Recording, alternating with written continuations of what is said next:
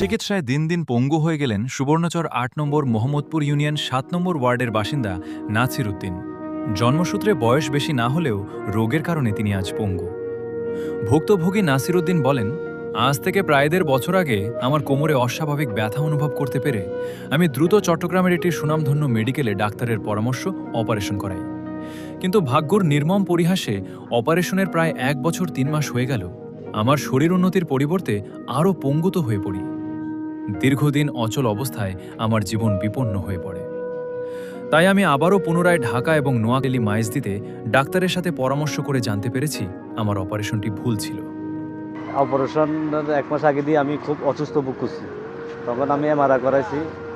আপনি এমআরআই করার পর ডাক্তার দেখাইছি, ডাক্তার বলছে যে আপনি অপারেশন করতে হবে। তখন ডাক্তারকে জিজ্ঞেস করলাম যে আসলে কি আমি কি বা অপারেশন করলে কি সুস্থ হবো নাকি? তো হ্যাঁ, বলে আপনি এটা অপারেশন ছাড়া আর কোনো উপায় নেই, যে আপনার কোমরের হাড় বাড়িয়ে গেছে, আপনি এটা কাটতে হবে, কাটলে আপনি সুস্থ হবেন। তখন আমি আসলে একজন খেটে খাওয়া মানুষ আমি খুব কষ্টের বিনিময়ে কিছু টাকা উপার্জন করি, আমি অপারেশন করি। অপারেশন করার পরে যে আমি যখন অপারেশনের ২ দিন পরে যে আমার কিছু বা শেষ ফিরে আছে, তখন দেখি যে আমার পাগুলো লাগতে পারে না। তখন ডাক্তারকে জিজ্ঞেস করলাম যে আমার এই অবস্থা কেন? যে ডাক্তারে বলছে সমস্যা নাই, আপনি সুস্থ হয়ে যাবেন, কিছুদিন সময় লাগবে। তারপর কি করতে হবে, যে আপনি থেরাপি দিতে হবে এবং থেরাপি ডাক্তারে কি বলে আপনি ওনার চিকিৎসা নেন। তখন উনি আমাকে যে ৬ মাসের একটা কোর্স দিল। তখন আমি ওই টাকা, তখন আমার একটা উপার্জনের গাড়ি ছিল। আমি তখন হাসপাতালে যাওয়ার পরে আমি সর্বহারা হয়ে গেছি। তখন আমার ওই উপার্জনের গাড়িটা আমি বিক্রি করি যে আমি আমার ওষুধ বুক করছি।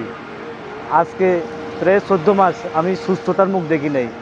তখন আমি আবার এখন একটা ডাক্তার দেখাচ্ছি, ঢাকার ডাক্তার, যে উনি বলছে যে আপনার অপারেশন ভুল হয়েছে, যে আপনি অপারেশন আবার করতে হবে। তাইলে অপারেশন করতে হলে কত টাকা লাগবে? উনি বলছে ১,৮০,০০০ থেকে ২ লক্ষ টাকা লাগবে। তখন আমার কাছে তার কিছু নেই, আমি সর্বহারা। সমাজের বিত্তবানদের নাছির উদ্দিনের চিকিৎসায় সহযোগিতার হাত বাড়িয়ে দেওয়ার আহ্বান জানাই। আপনাদের সহযোগিতা পেলে নাছির উদ্দিনেরা আবারও সুস্থ হয়ে সংসারের হাল ধরার সুযোগ রয়েছে।